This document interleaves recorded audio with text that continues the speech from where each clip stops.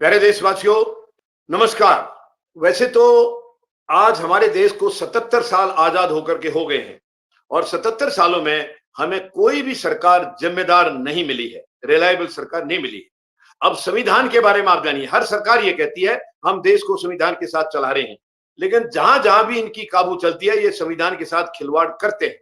और वर्तमान में जो पिछले 10 साल पूरे करके तीसरा कार्यकाल शुरू किया है जिस सरकार ने, इन्होंने संविधान को कभी माना ही नहीं है। और आपको पता है, आरएसएस का इतिहास आपको मालूम है, संविधान की ये कितनी इज्जत करते थे।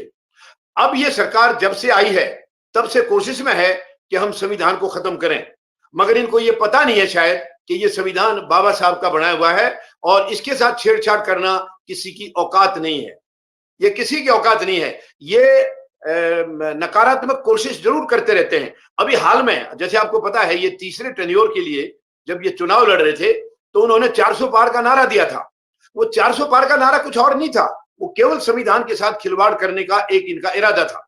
इनका घटिया इरादा था कि हम बाबा साहब के संविधान को बदल देंगे, मगर जनता ने इनको औकात दिखा दी कि ये संविधान छेड़छाड़ करने के लायक नहीं है, तुम इसको नहीं छेड़ सकते हो क्योंकि ये बाबा साहब का बनाया हुआ है। जनता ने संदेश दे दिया और आज वो सरकार बैसाखी पर चल रही है।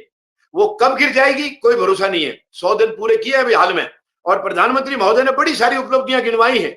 वो जमीन पर कहां है वो आकर के दिखाएंगे क्या?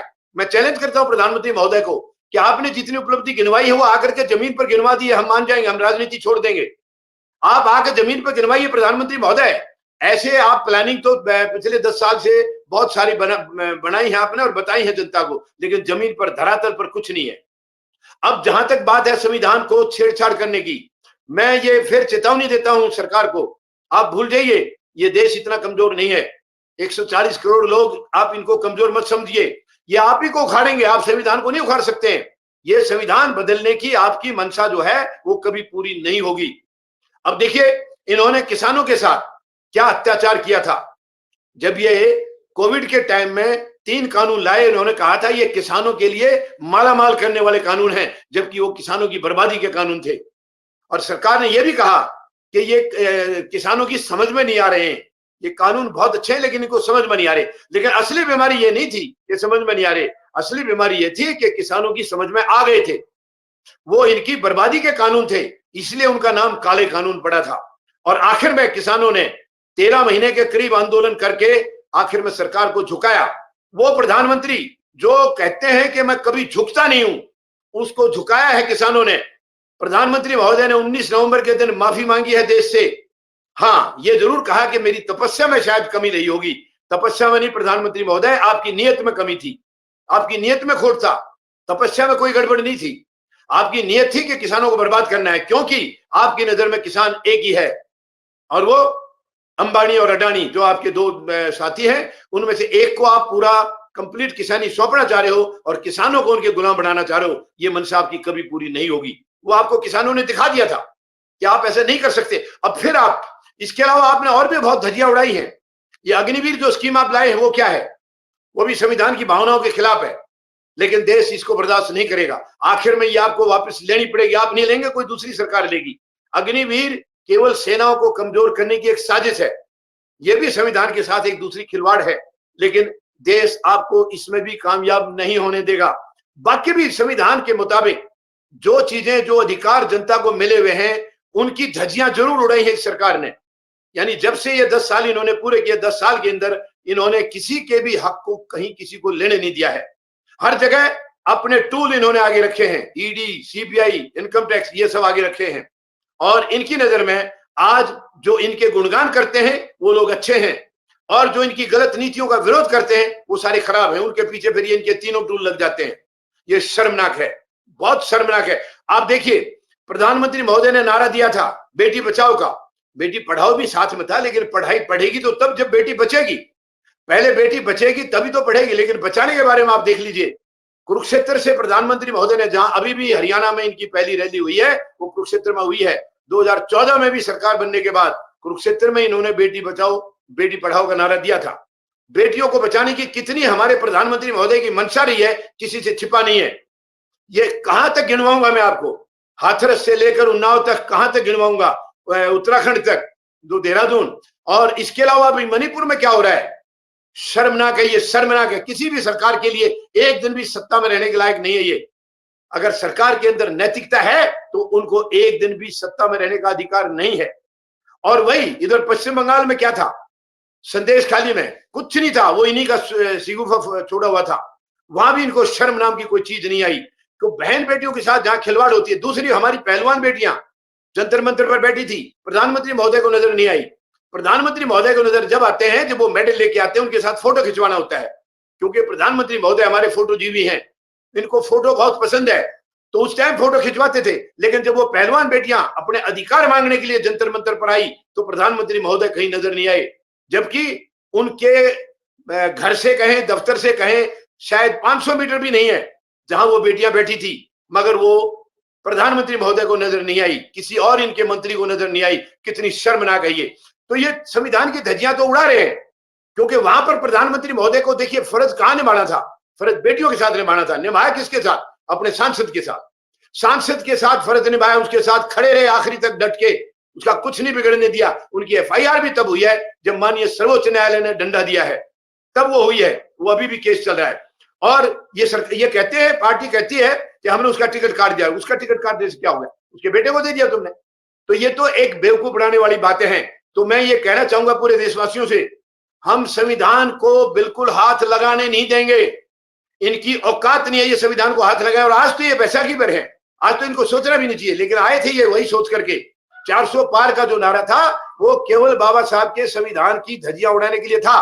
लेकिन जनता जानती है, जनता को पता है बाबा साहब अंबेडकर की क्या छवि रही है, क्या उनकी पर्सनैलिटी थी, क्या उनका व्यक्तित्व था, उनके बनाए हुए संविधान।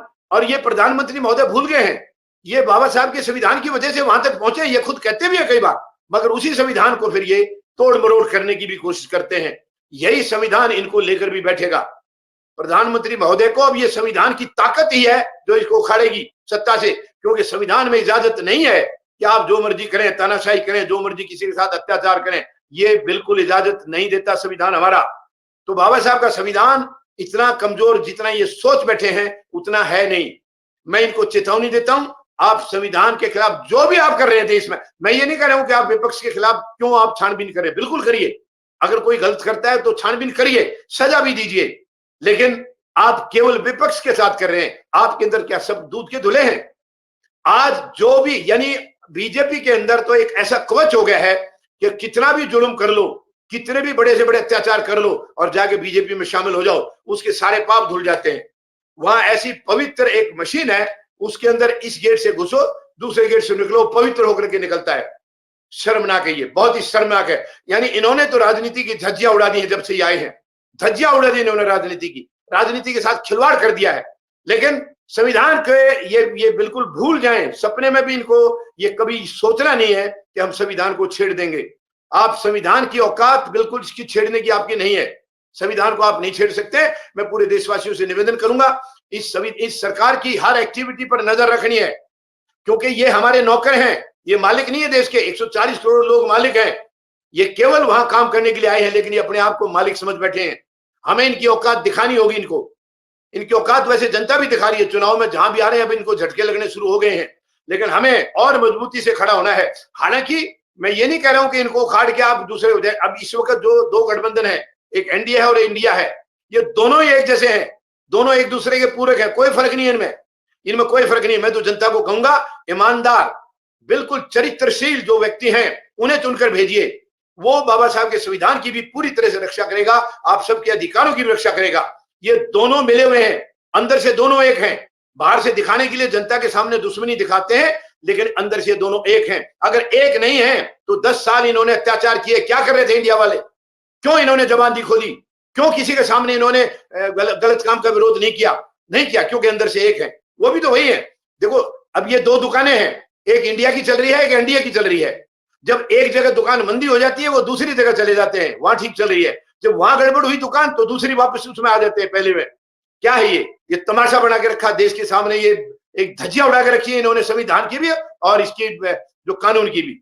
यानी दोनों जगह दोनों लेने के लिए तैयार हैं। उधर से दुकान छोड़ करके इधर आ जाओ, इधर से छोड़ के वहां चले जाओ। तो क्या है ये दोनों मिले हुए हैं, दोनों एक ही हैं। 140 करोड़ लोगों को इनकी चाल समझनी होगी।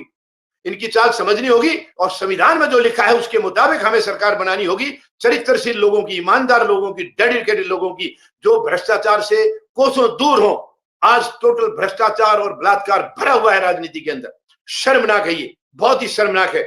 उम्मीद है 140 करोड़ लोग मेरी अपील को स्वीकार करेंगे और जरूर इन दोनों का इलाज करने के लिए आप आगे कदम बढ़ाएंगे और अच्छे व्यक्तियों को चुन करके हम भेजेंगे ताकि हमारे देश में खुशहाली आए। आज खुशहाली नहीं है, आज लोग बर्बादी की तरफ जा रहे हैं, भूखे मर रहे हैं और ये ऐश कर रहे हैं। मैं आप सबका धन्यवाद करता हूं और उम्मीद है आप इस पर अमल जरूर करेंगे।